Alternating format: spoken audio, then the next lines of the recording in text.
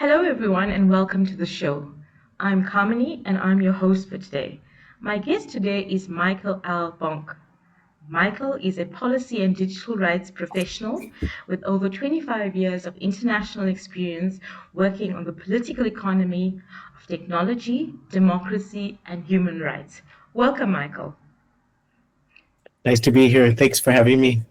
It's my absolute pleasure. Thank you very much for making time to be here. Uh, Michael, you've been working at the intersection of technology and democracy for decades, long before AI governance became the urgent global conversation it is today. You were dealing with content moderation, digital rights, and tech policy when most people saw these as very niche technical issues. What were you seeing back then that made you realize we'd need a more robust governance framework for the emerging technologies like AI? Can you share your journey into this space? What patterns were you noticing 5, 10 years ago while working in governments, multilaterals, and tech companies that predicted today's AI governance challenges? Well, I would love to be able to say that I was a clairvoyant and I saw it all coming, but I'm not and I didn't. But I did have a very interesting my participation in the evolution of technology has really informed the patterns that I see and the problems I've seen develop. And if I can go back 25 plus years, and I found myself in Aceh province in Indonesia, which was the northern tip of Sumatra on the Straits of Malacca. There was a decades-long civil war, and the military had closed the province. It was a special military area, and so there was very little information getting out from journalists or otherwise. And so one of the things we did was provide fax machines to civil society to discreetly put in coffee shops. The Acehnese love drinking coffee, so that journalists and citizen journalists could send information out. And that was very high tech back in the days to have fax machines available. Then we had SMS messages, and that was a lifeline in the days and weeks after the Indian Ocean tsunami when I was in Aceh, because voice calls couldn't get out. Then we had the iPhone arrive in 2007, and it kind of changed everything. I mean, imagine we suddenly had this powerful tool that could access information and spread information in the palm of our hand. And then once the iPhone, ecosystem started to develop over a few years, it's taken us to where we are today, frankly. But to get back to your question, I wasn't a clairvoyant, but I saw some things that troubled me a little bit, I suppose. Going back to the financial crisis in the late 90s, there's this very famous image of the IMF director, Michel Kamdesu, standing over Suharto, who was the Indonesian dictator, with his arms crossed. This white guy standing up, leaning over behind a sitting, leader of Indonesia, despite being a dictator, to sign off on what were dramatic reforms in order to access IMF bailout money. The Washington Consensus and all of that. And it caused a lot of social and economic turmoil in the country, which I experienced living there for many years after that. And it's an image that really speaks to that post-coloniality really isn't post. It still exists within the infrastructure that surrounds us.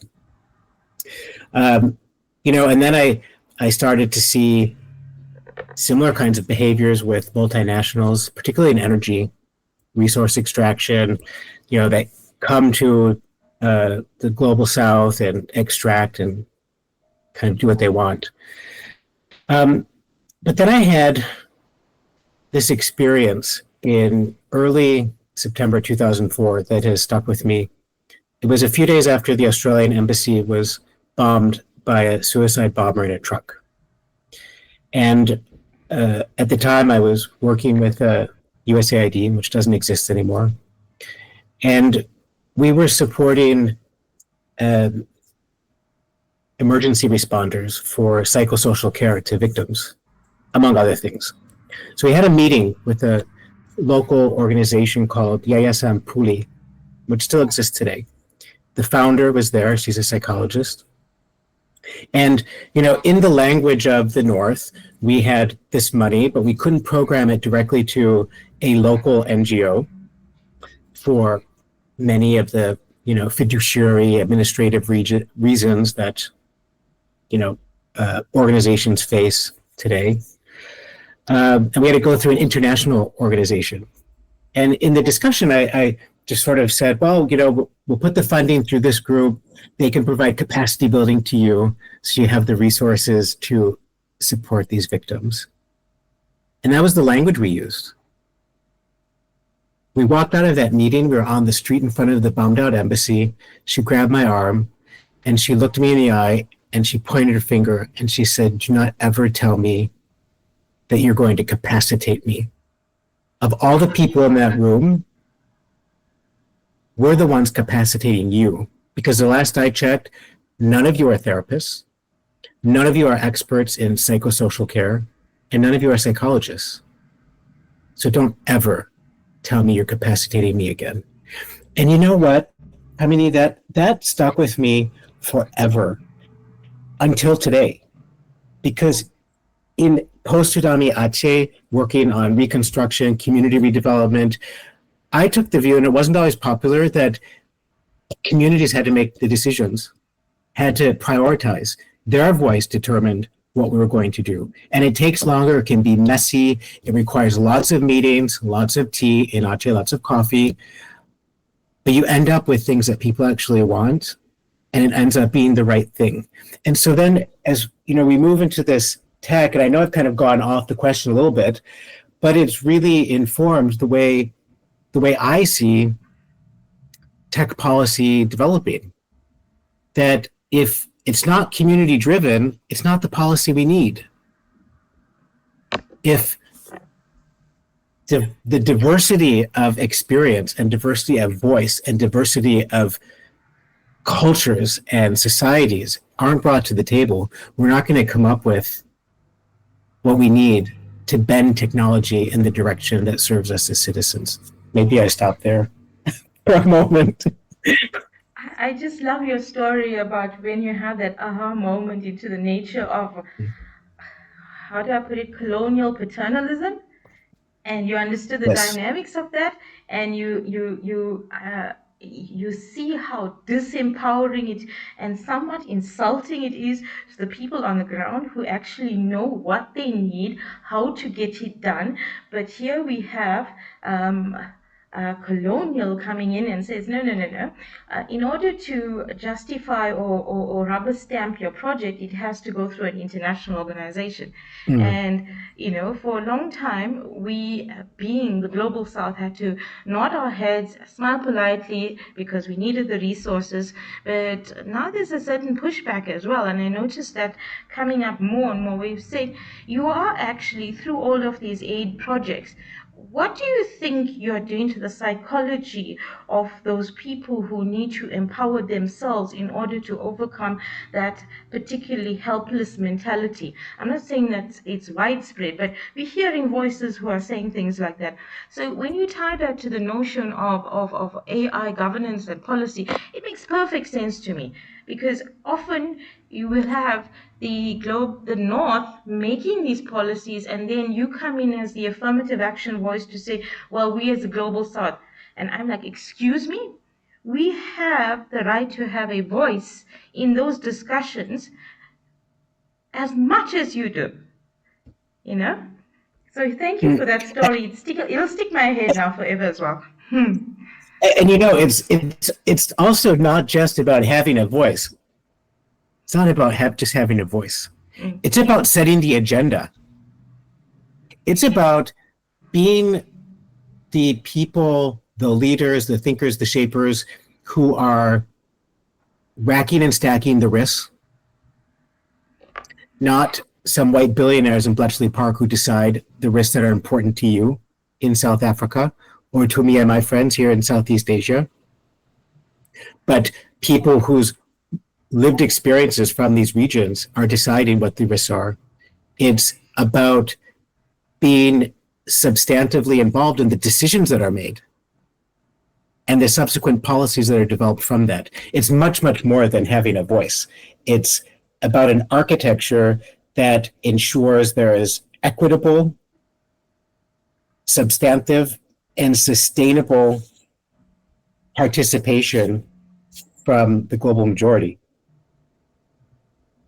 And I have very specific thoughts on what each of those three elements mean. Equality is that everyone comes to the table with equal opportunity, equal voice, and with equal legitimacy, and equal recognition for the importance of their experiences. The substantive is that we need to ensure there is an ecosystem and an architecture that ensures that we all can participate in a substantive way, meaning understanding technical language, understanding legal language, understanding a whole range of capacities and skills one needs to substantively participate. And then sustainably means that it's not just one-off. It's not just, tick a box. We've invited some people from Africa or Asia to attend our event in Paris. It's about making structural changes. You don't meet in Paris anymore. You meet in South Africa, or you meet in Bangkok or Jakarta. And yeah, maybe more inconvenient to the people in the North who are used to crossing the Atlantic visa-free and easily. But guess what? The rest of the world has faced serious accessibility challenges to even accessing the venues for so long. So this is what I mean by, equality or equity and substantiveness and sustainability in the participation. I hear you, Michael, and I agree with you because one of the things I want to do with the podcast is to get those voices from South America, get those voices from Indonesia, from Asia, from Australia, from all of those areas, from Africa, and what are you doing? What's happening in your patch? Tell us what's happening there, because we have these conversations and it's mostly North American or mostly European. Mm-hmm. And I'm not saying it's good to add to the dialogue, but I'm saying we also have to have those other people come forward and say, this is what we are doing in my patch, and this is what this other person is doing. Basically, what I'm saying is we need diversity of voices. And your recent analysis of Time's most 100 influential people in AI revealed those stark demographic patterns. Mostly men, mostly white, with Asia dramatically underrepresented, despite nearly having 5 billion people. And back to your point, we need a diversity of voices. Okay, Michael. So back to this, mostly men, mostly white, and with Asia dramatically underrepresented. How does this concentration of shapers impact the governance frameworks being developed and the conversations that we're having? Because in terms of having that diversity of voices, that diversity will shape the conversation about which areas to focus on in governance.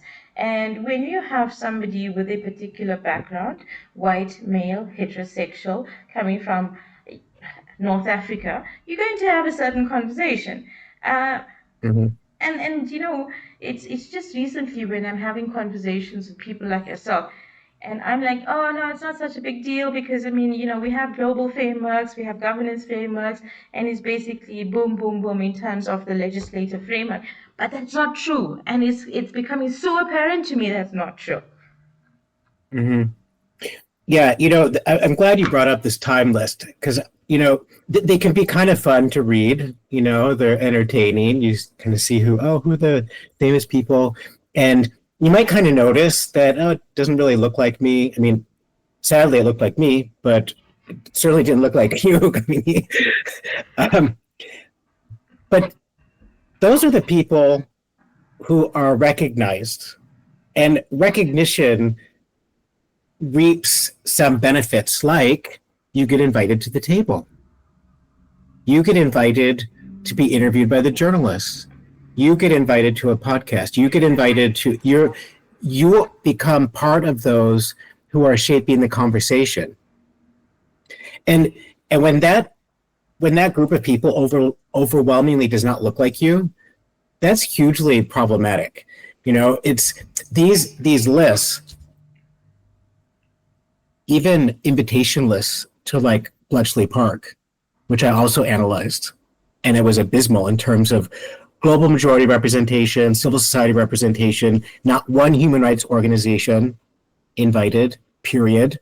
No organizations working on information integrity or journalism or protection of journalists. I mean, so that's Bletchley Park. So it's another kind of list. They act like algorithms.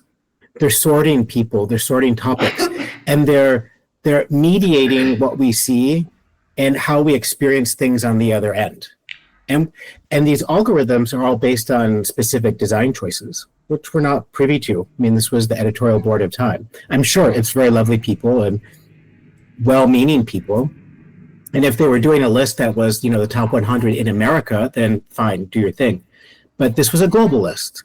And it's problematic what came out the other end. I just think if they're going to talk about who's leading, innovating, shaping, and thinking, it cannot be that the vast majority of the leaders are male billionaires. It cannot be that 61% of the people on this list are American, or that 3/4 are from the global north. It can't be. It just can't be. And again, when I could speak more about it, I've written about it, as you mentioned, and as you break out each of these subcategories that they highlighted, leaders, shapers, thinkers, and innovators, it is quite troubling that, the people leading are not reflective of the world. The impact on diversity, the impact on global thinking is that this then becomes the go-to list. I have yet to compare it to the first two iterations. I have to find the time to do that and see if time has improved. But if they did improve, then they improved from a very poor standing to begin with, given the outcome. So maybe it's time we create, the global majority list of people influencing AI and tap into the people from, intersectional communities, from underrepresented ethnic groups and religious groups, so that they can bring, their experiences. There are lots of really cultural relevant ways to approach some of these ethical dilemmas and ethical principles that we talk about in AI. And we could talk about it later on, I suppose, but unless we are open, unless we create the infrastructure that surfaces leaders from the rest of the world, we're going to end up with lists like this. But Michael, from a very, very jaded point of view, the fact of the matter is they are telling us that we are using this particular design choices. We prefer our design choices to be as it stands, and this is the way we prefer to operate, and it's not going to change, despite the fact that the Michaels and the Carmies of the world say, "Hey, you're leaving our voices out."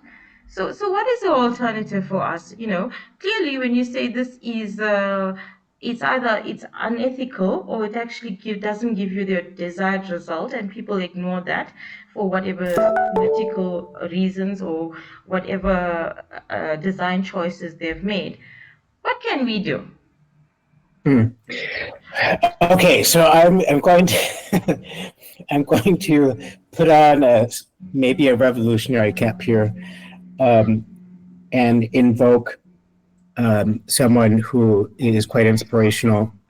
In, I think, 1978, Audre Lorde said, "You cannot use the master's tools to tear down the master's house." And while she used it within the context, specific context, I think it can resonate for us, for the rest of the world, that if the infrastructure or the tools that the North has created are creating these barriers, then we can create our own tools. I've recently just written about sovereign knowledge ecosystems. I spoke about it in the case of Southeast Asia, where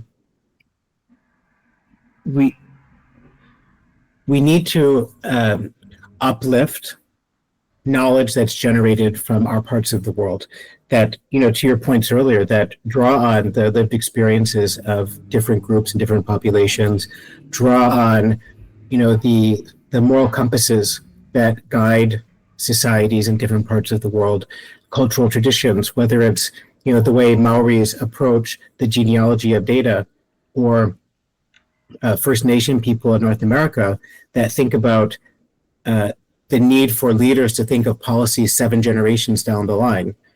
These are all cultural wisdoms that can surface when we have an ecosystem that supports it. Now, what do I mean by the ecosystem?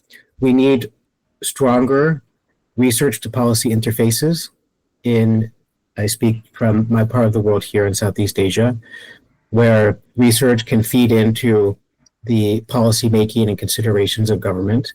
We need, a culture of philanthropic giving to knowledge creation, that it has to be beyond just, building infrastructure and buildings that a rich person can have their photo taken with, but an understanding that, the philanthropy supports generations of knowledge that will create benefit for communities well into the future. We need to have a stronger academic networks across the region with sufficient funding from both philanthropists, but also governments, so that there isn't, this competition for northern resources doesn't inhibit real the research that is driven by the global south, rather than being an appendage to something that a northern organization or university is conducting, but research that is developed, created, and undertaken expressly in our regions. These are all aspects of what I'm thinking about as the infrastructure for a sovereign knowledge ecosystem, and creating those tools to be able to ensure that global policy discourse acknowledges, recognizes this wisdom that's coming from our parts of the world. Michael, I've got this friend, and she's a journalist, and she lives in Germany, and she was telling me about her experience. And initially, I couldn't figure out what is she on about, but she did some work in Haiti, and about 10 years ago. And she was trying to assist the local community, and I won't mention the website, but she was curating this on a particular website, to get donors and that sort of thing. And after 2 years, after working on this project and being embedded in the community, this particular website said, or news agency said, no, we're done now, and we're cutting it off. And she said, okay, fine, but I'll use my own money to carry on. But her point when telling me the story is, do you know that data can be erased? So that historical data that she was curating up to the point was erased because there was no reason to keep it on a particular database. So that blows my mind in terms of how we are going to curate our historical knowledge from a cultural perspective. That's one of my concerns when you're talking about our indigenous knowledge systems, because now AI is pervasive, the use of technology is pervasive, but are we, in terms of our indigenous knowledge bases, if we move on to that, it can be lost. Another thing is that the cultural nuances that separate us and that we share among each other, the very fact that we usually communicate online, depending, of course, where you are in the world, but the lingua franca is English. What does that do to our indigenous knowledge systems in terms of the way we use language, we express ourselves, and I suspect in a generation or two that will be erased and will be a monoculture, as it has been happening for like the past 80 years, we are becoming a monocolor culture.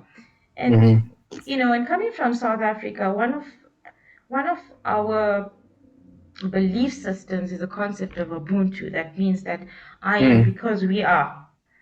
And I totally see that in a governance framework that is equitable, that is fair, that supports us as human beings, seeing each other as human beings.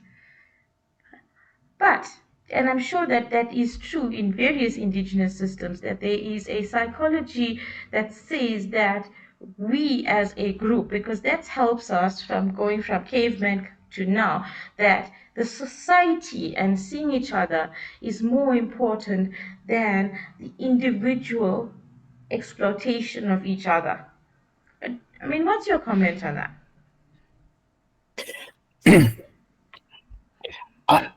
I really very much agree with you, and I've really struggled with how to articulate this until very recently, because ultimately what this comes down to on a policy level is these sort of three major approaches to AI governance and ethics. You have the American neoliberal, tech bro, profit motivated libertarian, approach to regulation inhibits innovation narrative.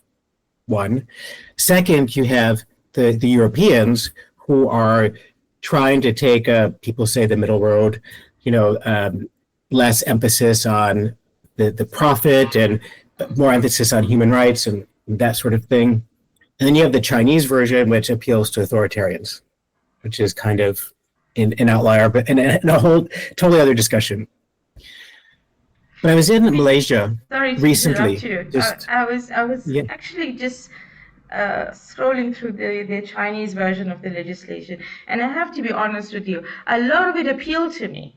The fact that we are addressing harms to people here and now, it appeals to me. It does, but don't forget that in China, it's rule by law, not rule of law. Okay, so it can be interpreted. There are many interpretations. That's why I say that the China context is a whole other conversation. What I will say is there's a lot of capacity within the bureaucracy within China, with the people who are, writing this and regulating that sort of thing. But to go back to this dichotomy or bipolarity, I'm not sure how to describe it, which is really dominating the discourse globally, the United States versus EU. And then I was in Malaysia, and I met with an academic from Sunway University, and she's proposed a framework which she calls pro-social AI. And, it really, so I'll start again with where I went to Malaysia recently. Okay, here. So back to this, bipolarity, between the U.S. and Europe that's dominating this global discussion. And I was trying to find a really good way to describe the difference, and also why the European view, that approach, I think, can really encapsulate some of the ideas that you brought up, whether it's Ubuntu or the 7 generations principles or some of the other indigenous wisdom from around the world. And so I met this academic at Sunway University in Malaysia, and she's been working on pro-social AI, what she calls pro-social AI. And there are 4 it's a quadruple systems logic. So there are four components. One is that it's pro-profit, so it's economically viable. It's pro-people, so it's socially beneficial. It's pro-planet, so it's ecologically regenerative. And it's pro-potential in that it's developmentally enhancing. And, it kind of mirrors, as she writes, the trade-offs of living systems that generates resilience for people and planet. That's what she's written about. And, when I think about it, the US version is very much pro-profit. And I think what's being approached in the EU is pro-profit, pro-people as well. And the things that the rest of the world are trying to bring is a lot more attention to the pro-planet and pro-potential. And I think that's a really interesting framework that can help us think about why it is in our best interest collectively to bring more people to the table.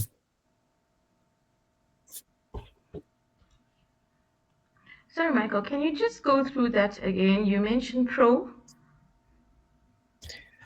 pro-profit, pro-people, pro-planet, and pro-potential. And it's the academic, her name is Cornelia Walther, and she's currently at Sunway in Malaysia. Sunway University has a planetary health center.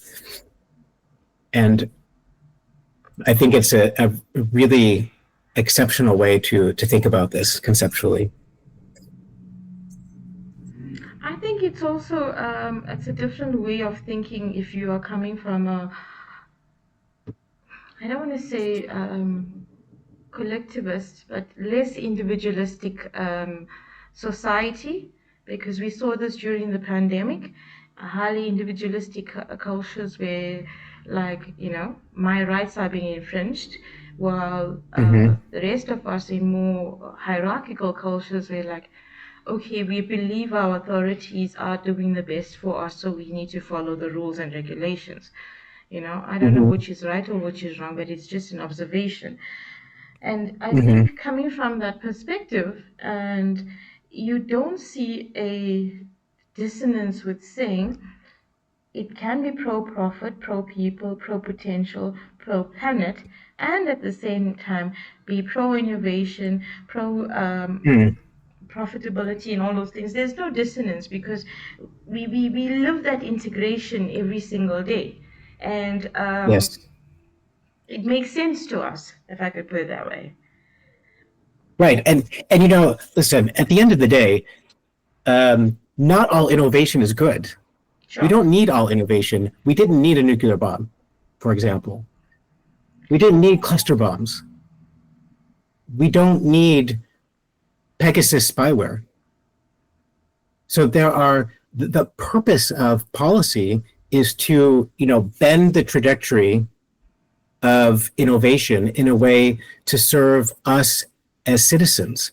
And this is something that I'm also quite passionate about, this distinction of, citizens versus consumers or users. I mean, the only other industry that refers to us as users is the pharmaceutical industry. I mean, we're citizens. And artificial intelligence is the one single technology that no one in the world will be able to opt out of because it is becoming so pervasive and integrated into so many different things. And companies need to look at, their behaviors, the innovations they're developing in the context of the impact on citizens, not just people they're trying to extract, a monthly subscription fee from, or extracting data from for ad tech, or informing other, surveillance, capitalist behavior.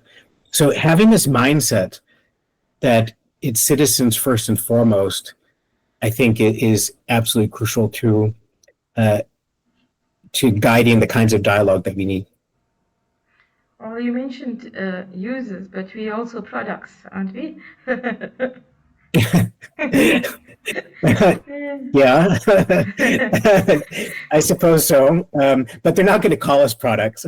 They'll say users and consumers. Sure. Sure.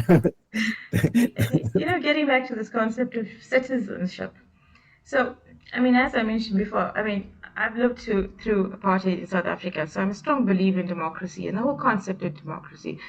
And in a democratic society, citizens have the right to access accurate information so they can make informed choices that affect their lives. So today, with algorithmic bias, targeted content, echo chambers, and the spread of misinformation, propaganda, disinformation,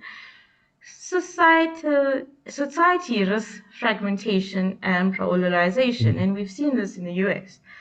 And it's extremely concerning to me that we allow. I'm not saying that, I read in one of your articles and you're talking about the town crier in days of old, and I'm not suggesting that, it's still that mechanism of being a town crier, but here we have it at such a scale that targeted content, echo chambers, algorithmic bias is tearing societies apart and fragmenting societies. And the echo chambers, I believe, is making us dumber and dumber, the idea of, in South Africa, I could sit around the table with my sister and my parents, and all of us could have a different political opinion, but we are still family, and we can still share that intellectual discourse about the ideas that we have. But that's changing. Why is it becoming so toxic? And do you think that we are reaching a point where these challenges are impacting on the democracy as we know it, or on the concept of democracy as we know it? Oh, well, I think we know that it's impacting democracy. A lot of much smarter people than I have written about this. But, to go back to your point, the town crier, disinformation has been with us for as long as humanity has felt like it needed to compete with others. You can go back to, ancient civilizations and you'll find it. Okay, so the blame for the existence of this is not at the foot of big tech. However, if we unpack what we mean by algorithmic bias, it means that they have a bias towards the emotional content, the content that creates outrage, the content that is going to make us angry and is going to make us keep scrolling so they can serve more ads and they can make more money. And they're magnifying, amplifying this in ways that a town crier never could, or that when you're sitting around a dinner table, you can't, because there are other voices that can jump in and interrogate some of the facts or truths that are brought to the table. And this is where, the sort of self-regulation of social media has failed, because they have gotten away with this idea that they're not responsible for what other people put on their platform, despite the fact that they're the ones who are absolutely 100% responsible for how it gets amplified and what gets amplified. I mean, study after study after study has shown that it's the outrageous stuff, the stuff that evokes these feelings, and not the good ones, that keep us glued. I mean, maybe some cat videos here and there will, keep us online for a bit, but ultimately, what the clickbait takes us towards this outrage, and that I just find unacceptable. And based solely on that experience, you cannot tell me that these companies are going to be responsible to self-regulate their use of artificial intelligence. So I don't have the answer to it, other than that the governments that we democratically elect have every right and must ensure that these companies are developing and deploying innovations that serve us as citizens and serve our societies and our communities. Because if it doesn't, it's not an innovation that we need. And this is counter to the sort of, what is it called, technological accelerationism in Silicon Valley, that any technological innovation is good because it's pushing us forward, and it can break things and hurt people. It doesn't matter, we keep going forward. I don't buy that. I don't think most of the world buys that, and they don't have to buy it. And that's why ensuring that we have strong countervailing forces is particularly important. And those countervailing forces emerged from sovereign knowledge ecosystems, from transnational civil society, from indigenous communities that come together, to our governments around the world that say, yeah, you know what? Thanks for your opinion, America. This is what we want. This is what we need.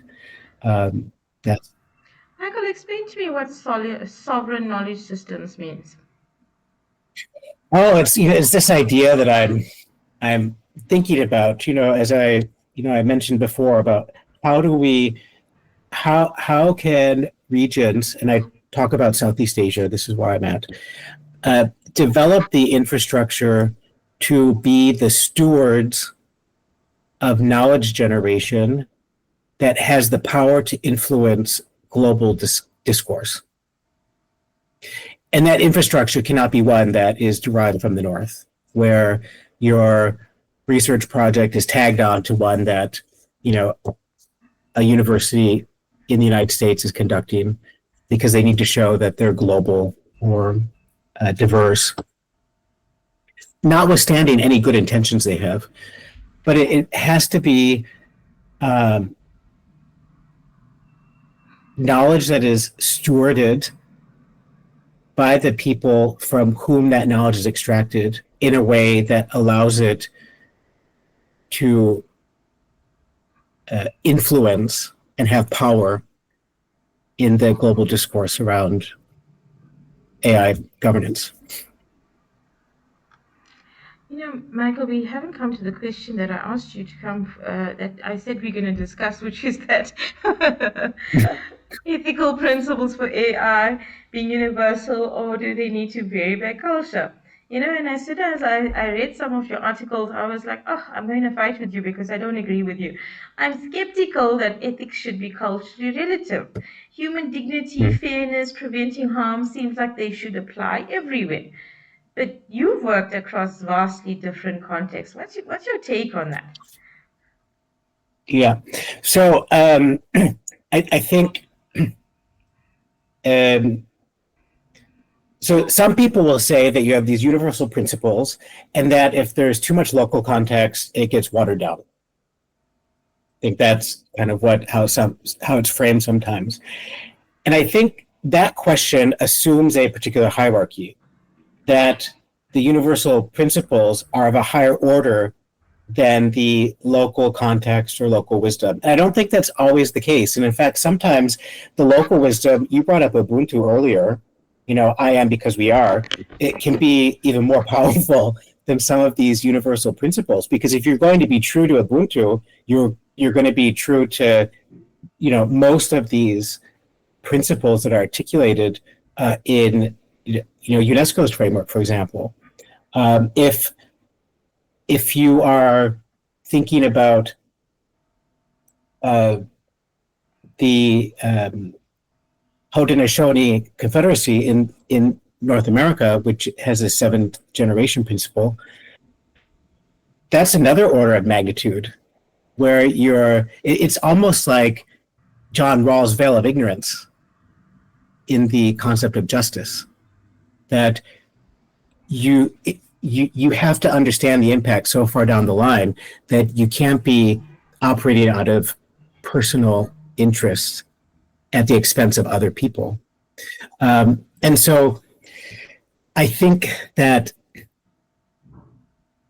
local wisdom from the global majority can reinforce these principles that have been shaking out at the global level in ways that will be absolutely beneficial. And, at the end of the day, we do have, and all of these, frameworks rely on the international human rights law, international humanitarian law, guiding principles on business and human rights. They are kind of some of the core foundations for the way we approach this. And, we can get into other discussions around how those frameworks evolved over time, but there is global consensus around international human rights law. And I think if we approach this with open minds, we'll see that the local wisdom, indigenous wisdom, actually reinforces many of these and can help people understand them in ways that are very relevant to their lives and create better governance frameworks that everyone feels like they can adhere to, because it does reflect their thinking and their experience. Thanks for that, Michael. So can you just walk me through a real example? When you were working on a content moderation policy at Facebook for Thailand, you had to apply global community standards in a very specific local context. What did that tension teach you? Where did universal principles work, and where did implementation have to adapt? So just to be clear, we never made content decisions locally. These were always made at an international level. We did weigh in to share local, cultural, legal context, but we never made the decisions locally. What I did see happen was that absent regulatory imperatives or transparency requirements, that decision makers in the company could make decisions that were for their convenience. It didn't happen all the time. And in most cases, I would say, it upheld international human rights law, freedom of expression, and so forth. And, the company would push back heavily, against governments. It becomes quite challenging when the government in question may be authoritarian or a military government that may not have the same respect for international human rights law and humanitarian law. That becomes much more challenging. And so it did show me that there really is this tension. At the end of the day, there really does need to be, international human rights law needs to be what decides the outcome. And, the lack of frameworks to govern the behavior of social media complicated it, because you had private companies making these decisions. In that sense, I kind of think that the oversight board that Facebook created was a step in the right direction, having an independent body that would assess content against a body of international law. The structural problems, though, concern me. For example, as I understand it, the company is not obliged to implement decision, though they tend to do that. And decisions are not, they don't have an impact on policy per se. So it's not like a case law where one case informs the next case that comes after. That would have made it even stronger, I think. But at least that's some mechanism for, ensuring that these global standards around international human rights law are respected, and prevent some of the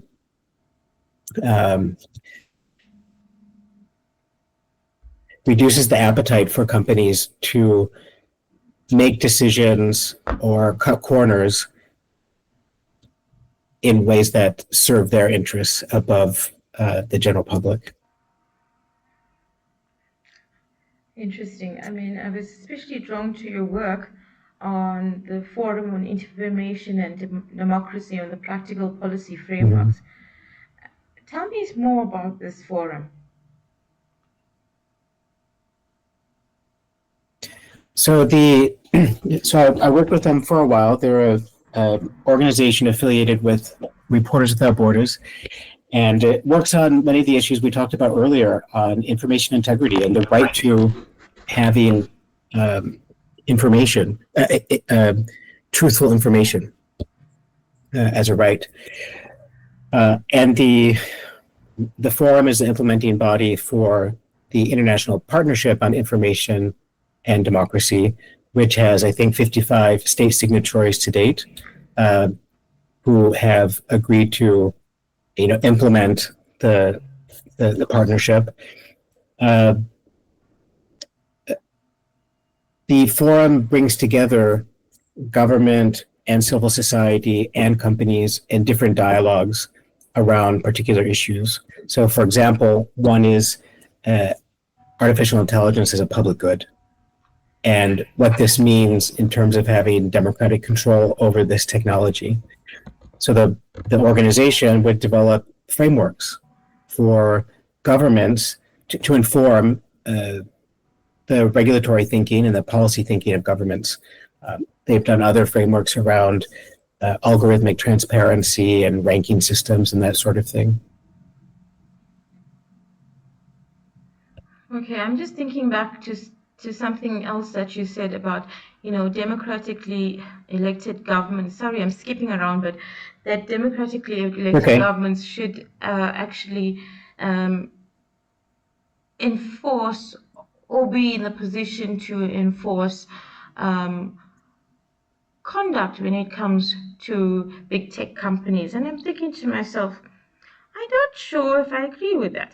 I mean, there's a saying that power corrupts and absolute power corrupts absolutely.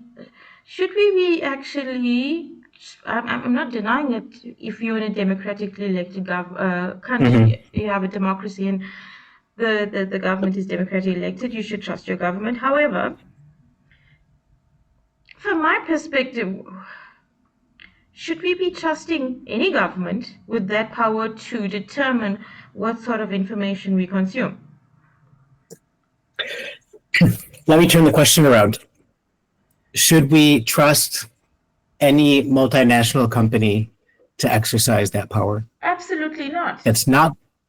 Absolutely. So it's kind of a catch-22. So I guess I would err on the side of, the democratically elected government, because ostensibly there would be some checks and balances that are at play. I used to maybe think a little differently. I had a lot of hope in, companies like Facebook that, would really lean into the human rights element and kind of do what's right, do what's ethical when it comes to some of these complicated issues. And just look at what's happened since. Yes, I know. But, all you have to do is look at what's happened in the since, this new president took over in the United States, and you see how easily they threw their values aside. Diversity, equity, inclusion, don't need it. Too progressive, too woke. Yeah, let's get rid of that. Let's hire some right-wing hate mongers to advise us on how to be less woke. You see them at the dinner table spewing praise for dear leader at a dinner banquet, and you can't put your trust in them. So what do we have? We have a community of democracies that, and the forum is kind of a movement in that regard. And there are some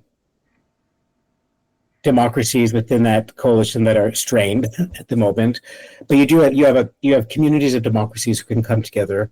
You have the European Union, for example, that is really leaning into regulation in ways to ensure that it doesn't infringe the human rights of citizens. And I think that can be extended to other democracies around the world. you have the Council of Europe AI treaty that any country can sign on to now. So these are democratic mechanisms that can guide the development of artificial intelligence around the world. It's not the perfect solution because different characters in this mix have proven that we can't trust them. Authoritarian regimes, weakly democratic regimes, previously democratic regimes, companies. Some companies we thought were different, and we know that they're not now. So thinking about the constellation of tools we have, that's what we have for the time. So, Michael, what's your opinion on the work of the United Nations? I believe that they're doing some very good work in the space of AI governance. So, full disclosure, I worked for the United Nations for a while. And I do think that it is the indispensable institution. It's the one venue where the world comes together in theory as equals to hash out some of the most pressing, wicked challenges that we're facing. And absent the United Nations, we have fractured mechanisms. You'd have the OSCE, the OECD, ASEAN, African Union. You wouldn't have a central kind of convening body with a convening authority, with respect, and with some modicum of authority to bring people together. And so in that vein, I think it's absolutely essential. I know that there are new bodies that have been created recently, and we'll have to see in practice how they perform. That said, there are a number of, within the UN system, particularly within the UN human rights and special procedures, there are existing mechanisms that are constantly informing the evolution of our thinking around artificial intelligence, from the working group on business and human rights to special rapporteurs on freedom of expression, even to the work Francesca Albanese is doing on Palestine, that informs how we think about dual use technologies, surveillance technologies, and so forth. So I would say, when we're thinking about the United Nations, to think about it more holistically, not just those mechanisms that have AI in the name, because there are a host of other bodies and mechanisms that exist, not to mention all of the standards organizations that can influence the development of artificial intelligence. I know. I mean, on Wednesday, I'm interviewing somebody from the Turing Institute, and I see all of these amazing organizations out there doing, cutting edge research and thought leadership on the issue. And I see governments like, okay, I won't mention names, but and are going on sentiment. I think this is right wing, I think this is left wing, instead of saying, but this is what the research shows. And this is the best way forward for us as societies, and they ignore that, and it's very annoying. And I hope that in a couple of years we will reach a point where we say, well, actually, this is what the thought leadership is. This is a science, and we follow the science, or we follow the best methodology to approach. Thanks for that, Michael. So, in terms of practical advice for organizations and policymakers listening, where do they start? How do you build AI governance frameworks that maintain universal ethical principles while adapting implementation to different contexts without compromising the ethics? What's your advice? So I think we touched about this earlier, talking about these ecosystems of knowledge, and that practically speaking, your government, the governments here in my region, can be investing in creating the infrastructure for generating that knowledge, to steward the knowledge and ensure that it's funneled into the policymaking process. So, building capacity on the side of government officials and bureaucrats to recognize the value that solid research, solid independent research has for the development of policies that will bend the trajectory or shape the innovations that will impact our societies. Now, there's a lot of great research coming out of the North, absolutely sure, but I would also warn people, you need to look at who's funding that research, who's funding those organizations, because let me tell you that the tens of millions or hundreds of millions of dollars that technology companies put into these organizations, they expect something in return. And we just have to be mindful of provenance of this research, and if there are firewalls between money received and research agendas and that sort of thing. But I think this is where policymakers in the rest of the world can invest in these ecosystems within their countries. It will address this issue of post-coloniality and that it's not just the periphery that has to follow what the center says, but the periphery actually has wise and authoritative thoughts and information to inform the discourse. That the North needs to translate more of what's being done in the rest of the world rather than the rest of the world translating for the North. So that burden needs to shift. And that's where bodies like the United Nations, like the OECD, like the Council of Europe, the European Union can play a role. They need to, the onus should be on them to translate more of the rest of the world rather than the burden being on the rest of the world to translate itself for them. Resources, we talked about that, from philanthropy to what governments can provide. So I won't rehash that. And I guess the last idea is just around ensuring diverse voices. And for some political cultures, this is difficult because there are hierarchies within society. There's, racism. There's other impediments to that, but it is absolutely essential because much like a living ecosystem, what happens to some of us happens to all of us. It's kind of like the Ubuntu principle we're talking about. Yeah. And if you recognize that, then you need to figure out ways to bring these different voices together. And a lot of that is about building bridges with people who think, act, love, eat, believe differently than you. Did you ever watch a bridge being built? It's quite fascinating. Yeah. Big river, building this bridge. First of all, a bridge leads to somewhere, right? It opens up new avenues of exploration. It makes things more accessible to us, to the other side. And a bridge is always built from both sides, going in from one side to the other, which requires, collaboration, communication, sometimes shouting with a bullhorn, maybe with a text message or a video call. But then that bridge gets closer and closer together and it meets. And it can feel unstable because, the ends are grounded in the earth, so it's pretty solid there. You can have your positions. But as you move to the uncomfortable center, the ground can feel less solid, but you can always grab the hand of the person across from you.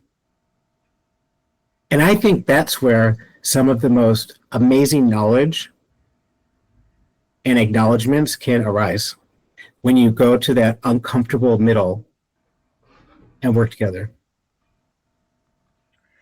I absolutely love that. It's taking a leap of faith and reaching out and holding somebody's hand and having that moment of uncertainty. And in that uncertainty, you have this wellspring of brilliance coming up from the earth. But you have to take that leap of faith. Oh, Michael, that's fabulous. So I think we actually running out of time. Closing reflections. So you've seen AI governance develop in real time through your various roles. What keeps you up at night in terms of how we're approaching this globally? Are we compromising on core principles, or are we failing at practical implementation? And particularly in the past 3 months, I see a lot of governance springing up from various quarters. Initially, my concern was, how can you create a governance framework when the ground is shifting beneath your feet?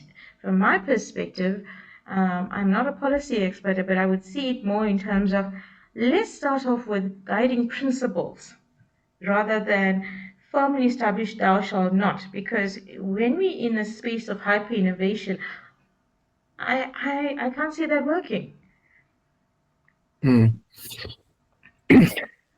So I think there are lots of things that we could, problems and challenges and approaches to quibble about and discuss and debate. But if it's the thing that keeps me awake at night, but I do tend to be a good sleeper, I'll be honest about that. But what it would be is how ferociously the American libertarian ethos of making money and scaling fast is dominating the global discourse around artificial intelligence. We saw this with social media, and the world suffered. I see greed driving things way too much, and this techno-solutionism and bro culture of Silicon Valley is not something that resonates with the rest of the world. That's what keeps me up at night. And then combine that with the growing authoritarianism of the new American regime, and you kind of have a recipe for disaster. We're talking about dual-use technology. When I see executives from technology companies, including Meta and Palantir, being inducted into the U.S. military, that kind of scares me a little bit. So that's what keeps me up at night. It does me as well to an extent, but things go in cycles. So I'm counting on the fact that the cycle will come to an end shortly. It has to. It's just not sustainable. But moving on to what gives you hope. I mean, if you're thinking about 5 years in the future and you're thinking about, your best case scenario, what gives you hope and what makes you like, I can't wait for the future. This thing is going to be fabulous. So what gives me hope is that I still see momentum around the sort of pro-human rights, pro-people approaches to AI and some of these global fora, whether it's the UN bodies, the work within the European Union, even some of the emerging frameworks in ASEAN and Africa. That does give me hope. And I do see more acknowledgement, definitely more than 5 years ago, from the global north of the role that people from the rest of the world ought to be playing. I just think it needs to shift more. I think that the north needs to give up some of its privilege and some of its benefits and allow more stewardship from the rest of the world. But I see that happening. I was in Kuala Lumpur for DRAPEC, a human rights assembly, a few weeks back, and it was really wonderful to be around 500 digital rights activists from around Asia. It's I think the largest gathering around digital rights that we've seen, and it's wholly driven from this region. It's not an international mechanism imposed. So I feel really good about that. I also see more and more people within civil society acknowledging and seeing how these frontier technologies will have an impact on their communities in ways that may not even be particularly apparent today, but will be in the near future. And I hope that we can continue to celebrate people who bring cross-sectional experience to the table, that we continue to surround ourselves with people who look, believe, love, act, eat differently than we do. Because let me tell you, that's the best way to experience feel good food anywhere in the world. And we should just do more of that. I certainly agree with the food. I wish I could be there because I absolutely love Thai food. It's my favorite. Especially Thai food from Thailand. Yes. That's true. That's true. Michael, thank you so much for your time. But before we conclude, where can people find your work, your newsletter, Margin Notes Squared, your publications, and the organization you are working with? Sure. So my newsletter is called Margin Notes Squared, and it's located at margin-notes-squared.com. And I'll tell you just very briefly why it's called that, if you don't mind. Absolutely. As you kind of gathered from the discussion, we talked a lot about the periphery or the margins, the people outside the center. And I often think about work I've done in the past, writing margin notes into speeches that, the head of an agency would give, or a senior director would give. And oftentimes those margin notes are much more powerful than we think. And they influence how the leaders behave and the positions they take. And if you imagine that you take these margin notes and multiply them by itself over and over again, it becomes exponentially powerful. And so the newsletter is how we can do that. And you can find out more about me on my LinkedIn, which you can just search for my name. I like that, Marginalia Squared. Yeah. Oh, Michael, it's been such a fascinating conversation with you, and thank you so much for your time and insights, and take care. Thank you very much. It was nice spending time with you.